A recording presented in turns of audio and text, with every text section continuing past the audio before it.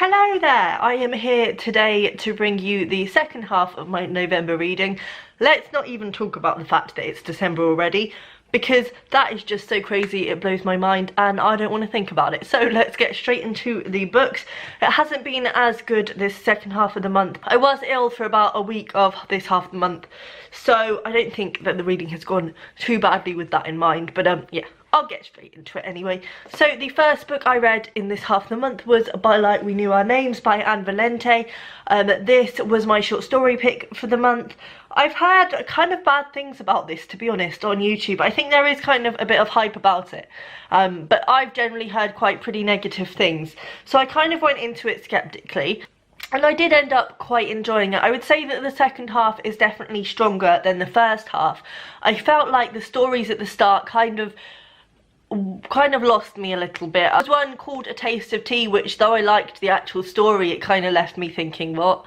And I had the same experience with one called Terrible Angels and the very first story, which was called Latchkey, which was just completely over my head. I didn't understand what was going on in those. It might have been me not paying proper attention, that does happen, as I've said before, but I just felt like she kind of left the reader behind a little in those stories. But then things really started picking up. The title story from this, By Light We Knew Our Names, was really strong. It's about women who have all been abused in different ways by men in their lives, and they come together, and it's kind of like a Fight Club situation, but they kind of fight the trees and the nature around them and kind of just release their anger towards these men in the forest when the northern lights are out, and that was really lovely. Also, the last story, Mollusk Membrane Human Heart, was like the best short story I have ever read. It was gorgeous. It was about scientists who were studying the hearts of octopus to try and understand how love works, and whether they could eradicate love or cure love. And it was just striking. There was also stories in here, excuse me for flicking through, I haven't prepared. Are you surprised though? Probably not. A Very Compassionate Baby I liked as well, and I also really quite enjoyed a story called Minivan in here. They were all quite interesting, kind of bizarre stories about lives and people and the way we deal with the world. As I say, if you start reading it and feeling that you're not getting along with it, I would push through. I would say it was a good sort of half of the way through that I think By Light We Knew Our Names is. Yeah, it's a good 100 pages through, and I think that was where it really started to pick up for me. So I would urge you to carry on with it and see how you get on. Overall, I really did enjoy this one. Then I read a non-fiction pick again, which was Quiet by Susan Cain. This has been on my bookcase for much longer than I would probably care to admit, but I'm really glad that I got the chance to get to it. This was one of the non-fictions that I really wanted to finish this year before I changed my challenges, which we won't go into here, but I really did want to get to this one. So this is a study of quiet people in a really loud world. Susan Cain is American, so obviously America is very extroverted, but this applies to everywhere. It still has its place because I think society does generally favour the extroverted people, especially in the workplace. There's a highlight on being loud and in your face, and Susan Cain kind of throws that into question, looks at what it is to be an introvert and an extrovert, and she does this by looking at various studies and by referring back to famous introverts who have changed the course of history, even though they're quiet people. And it basically just looks at the power of introversion and also the way that society kind of needs to shift its attitudes. And I think as an introverted person, this really spoke to me at times, especially when Susan Cain is talking about the way that children are treated and the way that in a classroom, you know, the quiet kids are kind of almost punished for the fact that they don't put their hand up in class and things. And I certainly in my primary school years had some horrendous experiences with teachers who would shout at me because I wasn't one of those forward kids. You know, that wasn't how I learnt, that wasn't something that would have been helpful for me.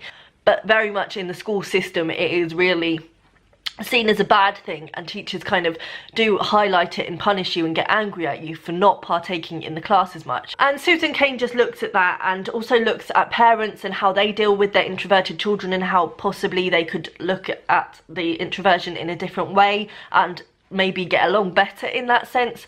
And there's also stuff about introvert extrovert relationships in here and how you can understand each other better, and I think it generally just made me understand myself better. There's just stuff in here, especially about there's a section where she talks about the need to rejuvenate and how introverts can deal to a certain extent with the mad bustle of the world, but after they've been to a party or been at work all day, they need to rejuvenate. They need a quiet space where they can regenerate their strength and their energy, and then they can go back out into the world the next day.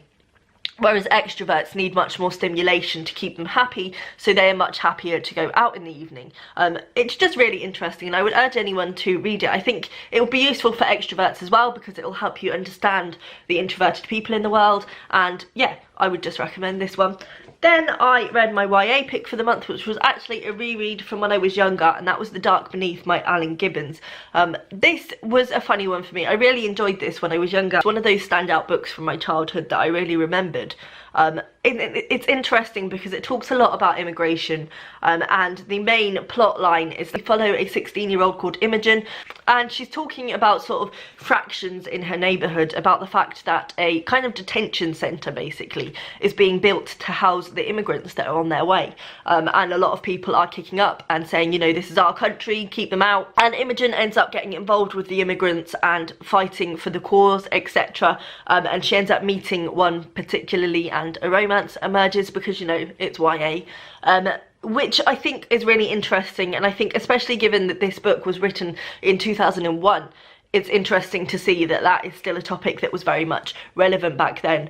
But I kind of felt like this book didn't really come together. It ends up trying to be a bit of a twisty, horror-y, thrillery story, and for me, reading it as an adult, it just didn't really stand to that. I think it's too short, the twist was too obvious and a little bit just thrown in there, but overall I think it's an interesting one, and I probably am being unfair because it is written for kids. You know, it's before the days of YA really, so it is written for kids, and so it's got to be quite simplistic in its plot. I think, as I say, it's important, and I think it's interesting, and I think it would be useful for kids to read this.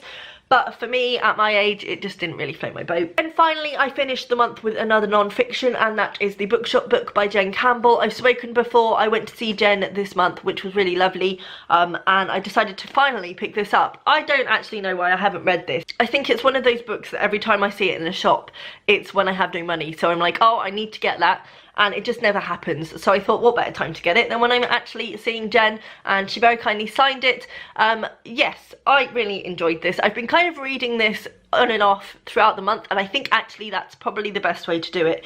Basically, this is just a book of a load of bookshops across the world, and also talks to authors and things like that, and asks on their opinion of bookshops, and in that sense it kind of reminded me of the library book which I read at the start of the month, but I really enjoyed delving in and out of this, and frankly I just want to run away and start my own bookshop. Money will not let me, but if only. But yes, I would say that it would be worth reading this on and off. I think if you were to read it all the way through, you wouldn't enjoy it as much. It was really nice to just delve in, read 10 or 20 pages, and then put it to the side, because otherwise it would get a bit heavy with the bookshops, and I think they would all start merging into one. That's not a criticism of the book at all, it's just, I think, one of those books that would be better suited to dipping in and out of. But it was joyous and lovely, and just a book that I think any book lover should read. So that's everything I've read in the second half of the month. I say it wasn't as much as the first half of the month. Also, disclaimer, the observant among you will notice that I have not read C.S. Lewis's Four Loves, which was also on my November non-fiction TBR. That's because I started it and decided that it wasn't for me. So I won't be reading that one, but I feel okay about that because I threw in a few non-fictions that weren't in my original plan, so you know, it's not a problem. Please let me know down below what you've been reading this month, and if you've had any non-fiction gems, and I will see you next time. Bye!